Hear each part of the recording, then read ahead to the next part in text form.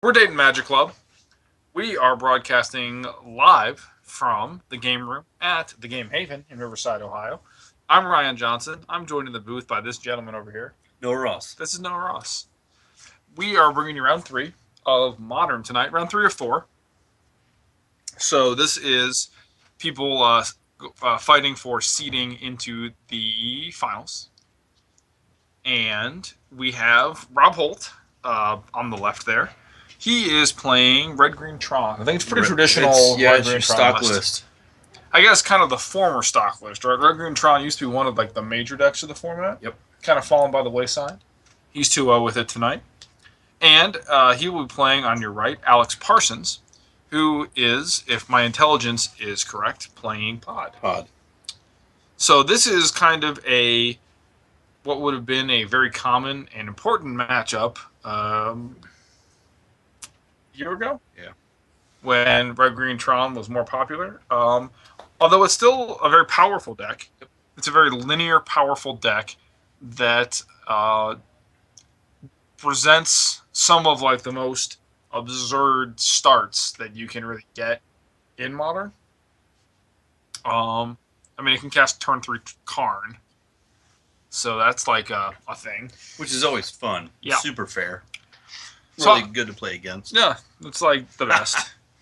So, and then of course, I believe this pod list is very stock Malira pod type Magic. We're gonna Yeah, see. I'm pretty sure he's on Miller Pod.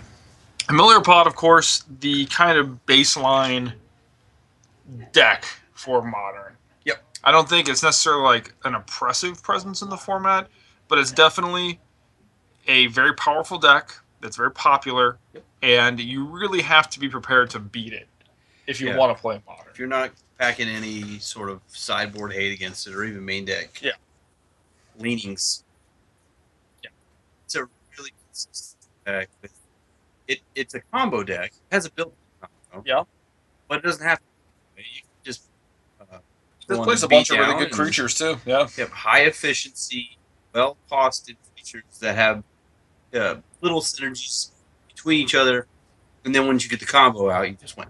Yeah, and there are also a lot of creatures that are very resilient to the traditional. So it can be a pain for other decks to try to blunt the sort of assault pod force the resurgences and whatnot. Yeah, It kick just- your things. It could just clog up the board and just kind of survive until it finds a pod and just wins. Yep. Which is what traditionally happens, but it doesn't have to find a pod to win. So we'll see here. Man, Tron is just such a powerful linear strategy. Yeah. I think that if the Tron deck gets to execute its game plan effectively, that is going to be hard for the pod deck to break up. Yeah, I mean, pod, while it does have like your typical black-green removal spells, does it play any main deck discard at all? Nothing like that? I don't think so. No creature to go find that can do anything like I mean, there's that? probably somewhere in there a Maybe. Probably 75. But I think the only removal that he's going to have is going to be Abrupt Decay and really narrow creature removals. He may be playing a Shriek Maul. He's probably got a, what is it, the Pontiff? Yep, Orzhov Pontiff. Which are basically dead cards against Rob. This is true. This is very true. So Rob is almost on autopilot here. If he gets a relevant draw and can keep Alex off the combo win, and it could be smooth sailing. Yep, I agree. I agree that it is the pace of the game has got to be dictated by that. If it is executed game plan, at least in game one, the pod deck doesn't have to set up and be reliably able to race it. So we'll see. Now, the part of the problem with Tron is given enough time, it can just start naturally casting all its spells, but it is reasonably dependent on hitting its Tron pieces and casting its spells. Otherwise, it's full of a lot of really clunky cards. Yeah. That's what you'll find in the Tron list. Is he's got things that cost 7 mana and 10 mana, and Black border to Urza's Mine. that's classy. Very classy. For an expedition map. Unlike what we saw earlier, Rob's playing red-green, which has Sylvan Scrying and some other things that'll smooth the draws a little bit. And now we see 2 Urza pieces and a expedition map, so he has just like he that. will here in a sec. Voice he says Voice of Resurgence. He's going to blow this up. The question is this. Is Karn impressed by Voice of Resurgence? No. No, he is not. Not even like that. Another question to consider is Rob impressed by Voice of Resurgence? We're going to find out. Because if Rob actually does have a Karn and plays it, he may say, I don't want that voice because that's an Ulamog in his hand. Oh, that's the Infinite Gyre. Tapping 7 mana because it's a Wormcoil Engine into a. Now, Wormcoil Engine is a powerful Magic card. It is. It is probably Rob's fairest threat he could deploy at this point. Yeah. It is vulnerable to being Path to Exiled. Certainly there's more threats where that came from. Rob is holding an Ulamog, the Infinite Gyre, with the ability to fetch another Urza's Tower next turn, which would get him up to 10 mana. That's getting into Ulamog territory. Yeah, that's real scary. The thing is... Birthing Pod. Yeah. That's a good start from Alex, for sure. Alex plays a Birthing Pod here. And could, if he has something in hand that's relevant, could sack the bird or the voice, go get the missing piece, just win the game. You could. You're just threatening to do that very soon, if not now. Depending on what's in. So that's an Urza's Mine is going to crack the expedition map. I assume we'll see a tower here. We do. Uh-huh. Now, refresh my memory on Ulamog, please. Well, he's the Infinite Gyre. Mm-hmm. He is the draw 4 cards. Okay. When you cast him. He is...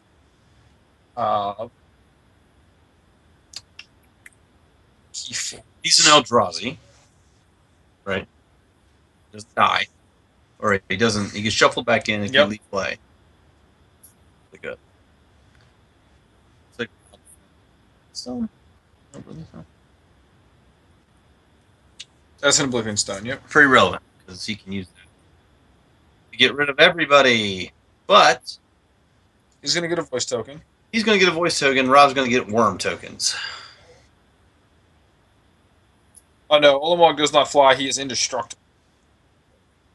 He's 11 mana, 10/10 that's indestructible. And I'm sorry, I was thinking of Kozilek. Ulamog is a destroy target. Which makes sense to me. That's what you want. Yeah, of it. I just can't keep those Eldrazi straight. They're so big and awesome. It's hard to keep straight. So, what we have going on here is Tron is just kind of doing its thing. And Alex had a really nice board set up, ready to rock, and Rob found the exact answer that he needed. Now here's colored mana if he needs it. Yep. He's playing the star. He's sacking it. Gonna draw a card. We got some. And it was for green for. Now we are. Once he gets this other Urza's Tower, I assume we're getting another tower. He could be getting a colored mana source if he continue to cast spells. Oh, he's getting an Eye of Ugin. That's pretty good. That's not terrible. That will also mean if he untaps, he can cast a log. What's the wording on Eye? Eye is it makes horrible Eldrazi.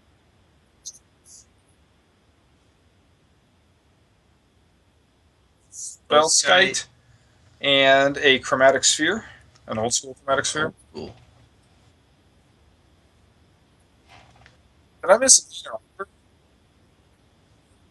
That is. That's no way. That is a Pontiff. Okay, that makes much more sense. So why would you play Legion and Arbiter project? That's crazy. Yeah, where's that Pontiff? Pontiff is a great card. Yep, I agree. In other matches. And I think that Rob was getting the specifics on how Haunt works. Yep.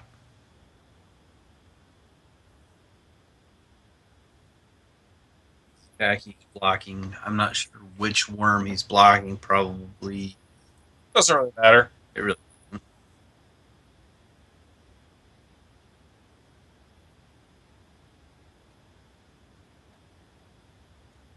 blocked the lifelink one, and so haunt.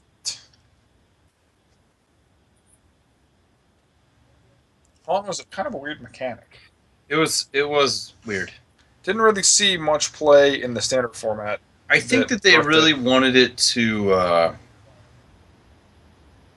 kind of be kind of like what's it? Here now, what's going on? Soul Bond. Soul Bond. Soul Bond was a much more elegant implementation for sure. Yeah. So that's a Kitchen Finks. Kitchen Finks. What Kitchen Finks does is it blocks a bunch of times here and keeps you in the game, drawing towards your infinite combo. Yep. But I feel like Olimog is going to be disappointed to that idea. I think you're right. Rob is at 27 life. He's got a really good board. And Alex's board is... He has all the mana that a reasonable man could ever want. Yeah. Let's see how he chooses to deploy it. He's looking at it. Yeah, I see. He's like, you know what I ought to do is cast this guy. Let's figure out how to do it the best way. Boom. That's a Karn. Shift gears. Although a Karn would be nice. He says, I'll eat that. That's fine. So, now we're in, you've seen it. Initiate scoop phase, yeah. Without pressure on board immediately, Karn is basically unbeatable. Correct. He also costs 7 mana, which should be restrictive. Yes, but this deck can drop them on turn 3. Custom built for this deck.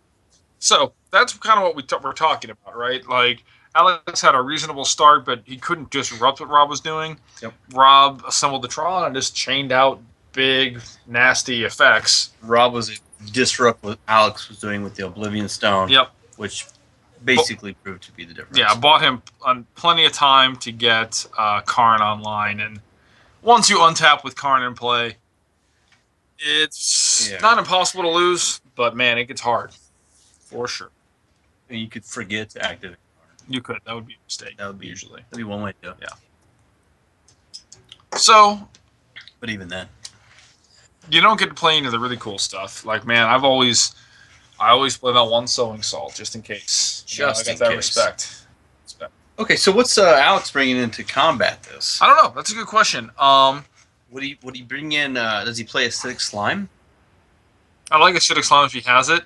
You know, traditionally, effects that are good against Tron are things that disrupt the searching of their library. Even Mind Sensor is a big effect that you saw against Tron back in the day. I agree. Because they can't tutor up their Tron pieces. But Alex isn't going to bring that in. Stony Side, well, it's not. Even Mind Sensor is not reciprocal. It only affects you. Is that right? So it actually will be really good. But another one you see, another card that's good against Rob that Alex is not going to have is Stony Side. It does the same thing. It turns off all of his chromatic stars and chromatic spheres and expedition maps, Oblivion stones, and it requires him to draw and assemble one of each Tron land naturally to get the Tron turned on. Turns off all those ways to dig for it. Right. So those were effects that were real popular. That mono white Hate Bears deck that rose to prominence. Prominence is probably the wrong word, but the mono white Hate Bears deck that had some success for a while. One of the things that it did very well was prey on Tron with its Ghost Quarters, Leonin Arbiters, Aven Mind Sensors, and Stony Silences. Just made it really hard for Tron to get Tron assembled, while presenting a reasonable clock against white weenie effects. All that is to say, I don't know what Alex has in his sideboard. Tron is a matchup that's sort of fallen by the wayside a little bit. I don't know if he has a dedicated hate. Yeah, that's true. It's hard to say what he's going to bring in, that's for sure. I think he may be just shifting gears to go low. Yeah, just get out there fast. Ow. He may have... Yeah, Ghost Quarters fine. Tron plays at least one basic, so you're never going to actually put him completely, but it can break up a Tron, which is obviously very important. If Alex is playing... Yeah.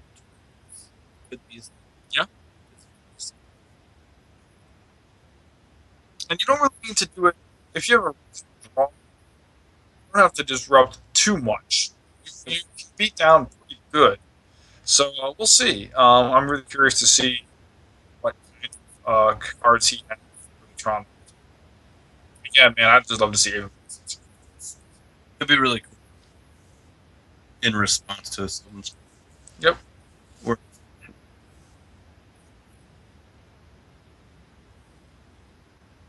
Alex gonna play this game. I think that makes that's where you want to be for sure. Him on the play is real scary. If he's able to get a mana creature out, I think you want to be on the play and you want to have a mana guy to be in this game. And I think that we'll probably see that kind of roll out here. yeah, Now that your life Alex total needs is a fast start. Yeah. The start was Real not bad. slow last game.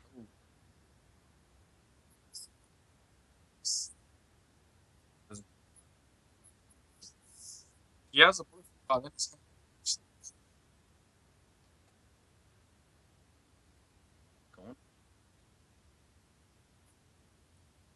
voice of resurgence. Okay. He's just gonna curve out. Maybe next turn we'll get a Finks, and then could be a Finks. He could Phyrexian mana out that birthing pod. and that is Sylvan's Scrying. a Urza's Mine, which means now we're gonna go get. Or I'm sorry, this power plant means now we're gonna go get Tower, and have Tron next turn. Just like that. Alex is being down. 3. Mm-hmm. And he says, gonna go fetching. It's basic forest. You know, he with one piece of the combo in play. Yep. Which he has is the sack outlet. A Kitchen Finks is another piece. Yep. If he untaps and has a Melira. Yeah. And Melira costs what? 2. So, which is an issue right here. Right. I was going to say you can't pot into it, but you know he's not that far away from just untapping and going off. So Rob has to respect that. Is he by chance? Do you know? Probably not. If he's got Court of Calling would do it. I'm not sure. I don't know if he's playing the Angel list. It's been lately. If he's got the cord, he can just go get it and win. Yep, he can untap Cord and not win, but yeah, gain an arbitrarily large amount of life. Now that isn't necessarily game over against Tron because Tron has Emrakul. He can annihilate your board and then keep you annihilated, and then discard Emrakul, shuffle back in, and actually have a way to beat life. Yes. It's not pretty, and it's not outrageously likely. It's not likely or fast. It is a line that the any deck with Emrakul has against an arbitrarily large amount of life. Mm-hmm. Rob he's making those guys. Expedition maps all around. Let's take 2 to fire. Yeah. Sphere and a relic. So that actually shuts off. Real relevant. Yep. We're going to filter our mana through the sphere. Relic is relevant because it can just hit the Finks while it's in the great and shut off the combo. Ancient Strength. Blue right here is real.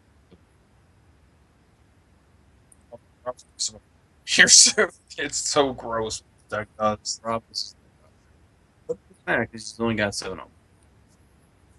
Beats.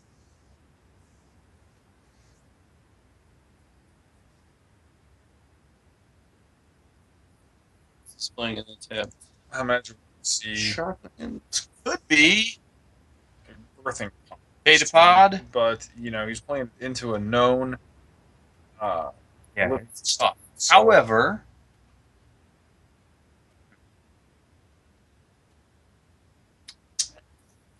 well, I think the first step. Now, here's something that is dangerous: is that if you have to respect Court of Calling, which gives me the ability to go combo off at instant speed. I think that the first part of the puzzle is an Abrupt Decay. Okay. Or a Reclamation Sage, or a Qasali Pride Mage, all of which can kill the Relic of Virginitas and then allow him to go off at instant speed again. But Rob is just gonna grab some lands. Tower. All black I believe they are black bordered form. Not 100% sure. I believe.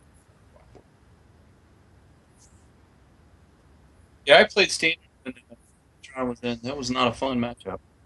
I played both times Tron was in. They didn't do much when it was originally printed. Correct.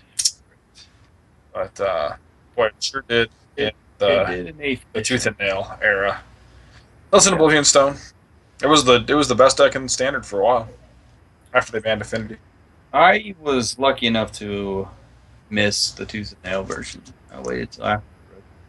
And we are going to pop the Oblivion Stone. Do all these things, kill that He's gonna stuff. okay. He's saying there's no time for you to activate the Relic of Virginitas while Kitchen Finks is in the graveyard. Right. Because Oblivion Stone would have already destroyed They'll it. all hit at the same time. Yeah. Here's your counter. He gets a guy. Yep. Uh-oh. Rob's at 10. Rob's at 10. I think that he may have missed that interaction, was planning on sniping off that Kitchen Finks there.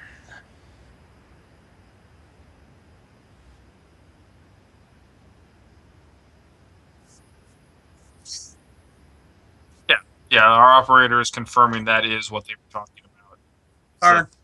The Oblivion Stone obviously killed.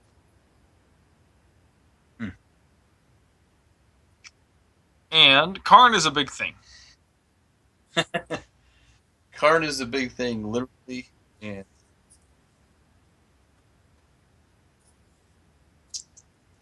he was just a silver golem. Yep. Yeah, saw some play as just a silver golem too. Still does in Vintage. In Vintage? I played. Yeah? Yeah. Not in Vintage.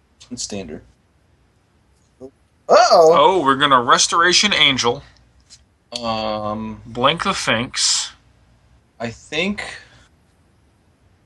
it's going to let us kill Karn if we want to. You got it. There's Karn minus right? There, right? It looked like he tried to minus him to get rid of the Finks off the board. Well, the token is gone. The voice token is gone. Yeah, so he armed with the voice token.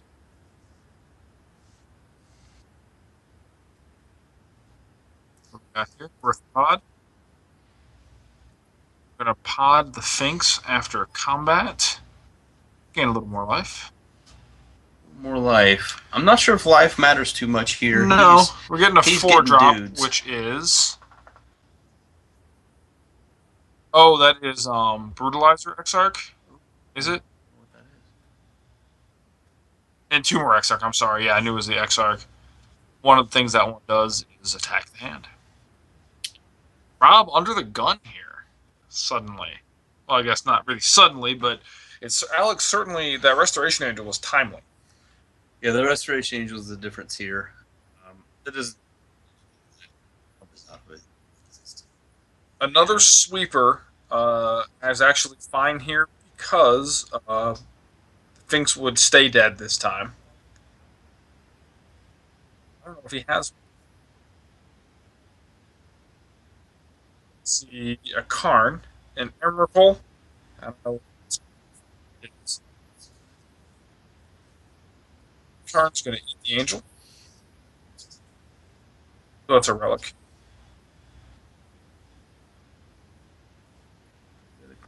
It's Grove, right? Yeah, it's Grove. Which, as Punishing Fire is banned, is purely a mana fixer that doesn't cost. And Alex comes in at Rob, which he's pretty obligated to do at this point. Rob is at 3, so he's dead on board. He's potting away. I believe we're going to see also a Murderous Redcaps here. If he has a sack outlet, that's lethal. He's sacked a 3 casting cost creature, so he needs Yep. to go get a 4 casting cost creature. Murderous Red Cap is a 4 casting cost creature. Eternal format staple Murderous Redcap. Oh, that's a Thrun. Thrun is awesome. Thrun does good work here. Cannot be targeted by Karn. Can regenerate from an Oblivion Stone. Yep. Rob does not have a good answer. An answer would be Wormcoil Engine. But. Is that a bird? Yep. All right.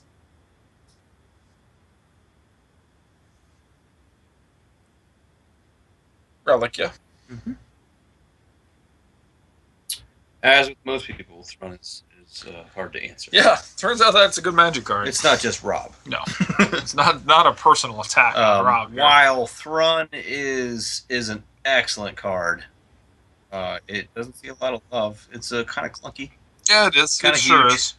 I think a lot of the problems that it sees in the Eternal formats, where it's legal, is that for all of its unkillability, it is only a 4/4, and which means it actually gets blanked by opposing Tarmogoyfs fairly frequently. A 4/5 Tarmogoyf is not a particularly rare thing. Nope. Rob is drawing a card off Relic looking for an answer. Just anything, right? Fine. Away some life. What's that? That is an Ancient Sterns.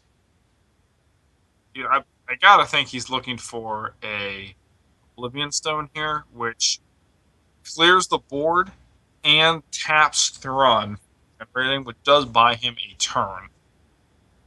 It does.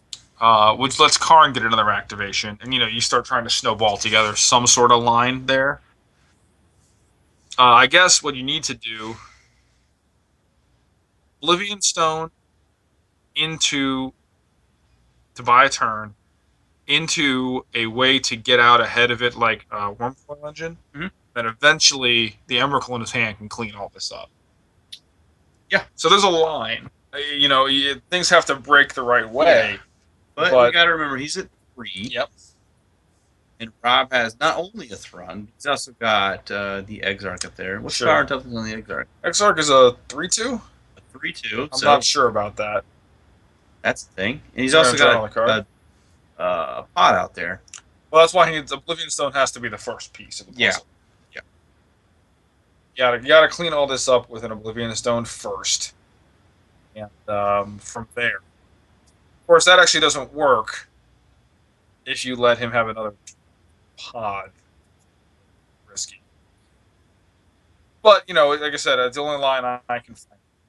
He's got to have... Right. There's Oblivion Stone. That's step 1. There's one. Taking a look at that. You got to be kidding. Although Rob's seen like a stack cards. So first we're going to take pod.